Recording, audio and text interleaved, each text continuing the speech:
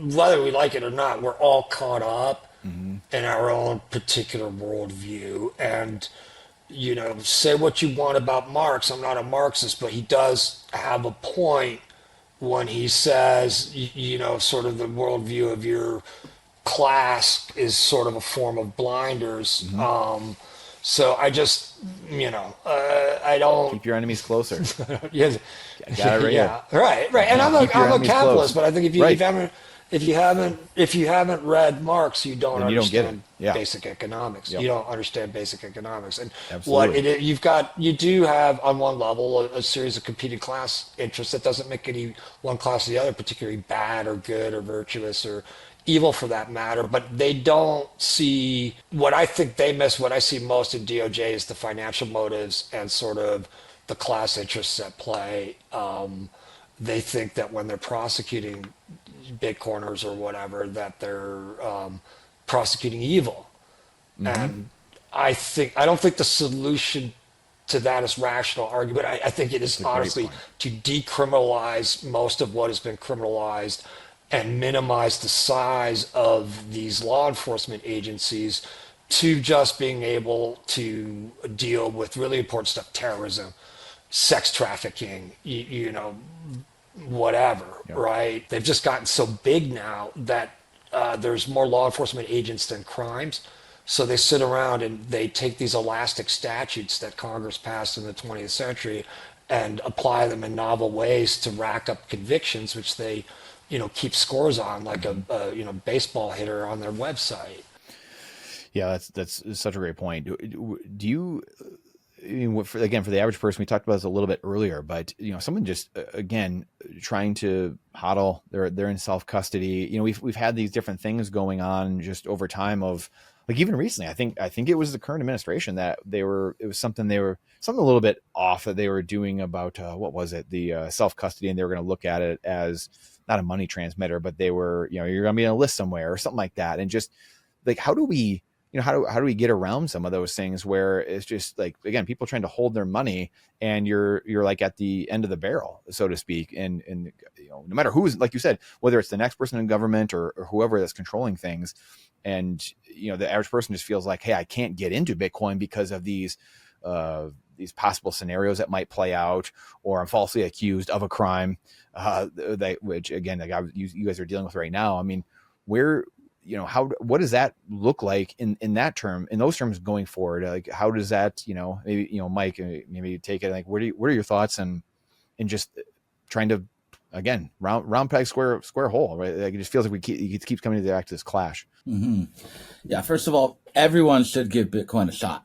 You know, everyone should be trying to figure it out because this is the path away and path towards independence and away from a crumbling fiat system. So I don't think that what happened to Roman should be used as an excuse not to get into Bitcoin in the first place. I Mm-hmm. think that generally it's pretty safe, but people aren't dropping like flies left, right, and center. But there are these instances where innocent people are being accused of things they didn't do, and that's due to sloppy forensics, right? So in federal court in the United States, you have a case called Daubert, and it lists off a whole bunch of requirements that expert evidence needs to meet in order to be introduced as evidence in a federal criminal trial. The evidence needs to be peer reviewed. It needs to have a known error rate. You need to take an inquiry into the accuracy of whatever you're trying to produce, right? When we questioned Chainalysis expert who was put on the stand by the federal government in Roman's case, they didn't meet a single one of the Daubert factors. Yet their sloppy forensics were allowed to be introduced in front of the jury and result in a wrongful conviction. And that's one of the main things that we have on appeal. Our appeal, there's so many issues. There's like at least a dozen hit issues that if in any other case would be probably the main one. We got venue, we got sufficiency of the evidence, we got this Daubert challenge. And what I find to be very scary was that, the federal courts just kind of rubber stamped whatever the prosecutors wanted to bring in, and then also challenged and made it very difficult for us to bring anything in. At one time, we had gone and spoken at Bitcoin 2023, I think it was, in Miami, big conference. And this is before the trial. And somebody came up to me after our presentation and said, dude, like what's happened to Roman is super messed up, man. This is my Alamo. I want to help you guys out, right? So he was a blockchain tracer for a company called CipherTrace. And CipherTrace was then bought by MasterCard. So we had the backing of MasterCard and CipherTrace, and these guys were working on tracing to prove that the government couldn't establish Roman as the operator of Bitcoin fog. The expert from CipherTrace was pretty much the only expert that we've been able to get in to challenge Chainalysis blockchain tracing methodologies. And a week before trial, MasterCard just pulls their support. And we don't know what happened, but they all lawyered up, and we lost our key expert witness that would have been able to show that Roman was in fact innocent. And we don't know what happened there. We have our suspicions because they asked us to sign a protective order. Protective order is just this document you sign saying, I'm not going to leak all the documents, right? You routinely sign them in criminal cases. But as far as we can tell, for the first time ever in a federal criminal case, they asked us to sign a protective order with a 5-year non-compete clause against Chainalysis. So like we couldn't compete with Chainalysis for 5 years. And I'm like, looking at it like, wait a minute, this is federal criminal defense, man. Someone's going into a cage here. Why am I looking at this transactional clause in this protective order that I would never even tell my transactional clients to sign? But it's just another thing. And Roman's case is insane like that. It's like you see everything that's wrong with this system and its intersection with new technologies coming into play. And at the end of the day, I really convinced he's innocent. Like, I don't, Mike, right? Like, do you, like, no, 100% innocent. We got an innocent person rotting in jail right now.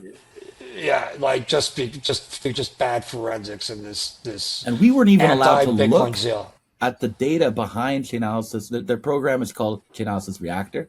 And we weren't even allowed to look at the code that made up Reactor. The source code, yeah, we can the source code, because we refused to sign that non-compete, and so what happened is that was one of the excuses that I think MasterCard or whoever over there on CipherTrace used to pull our tracing expert the week before trial, right? It was like, and we sometimes like wonder, was there a phone call made kind of thing in the back room?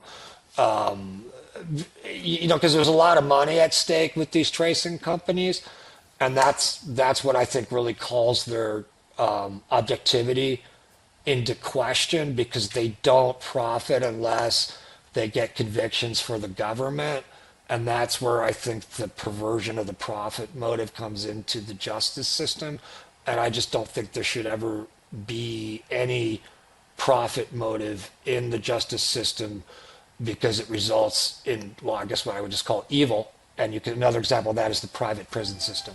If you like that clip, then you definitely got to check out this next spicy clip. I think you're really going to like it. Come on, check it out. But if you want the full version, the full interview, then check that out over here. Come on, do it. I'll see you in there.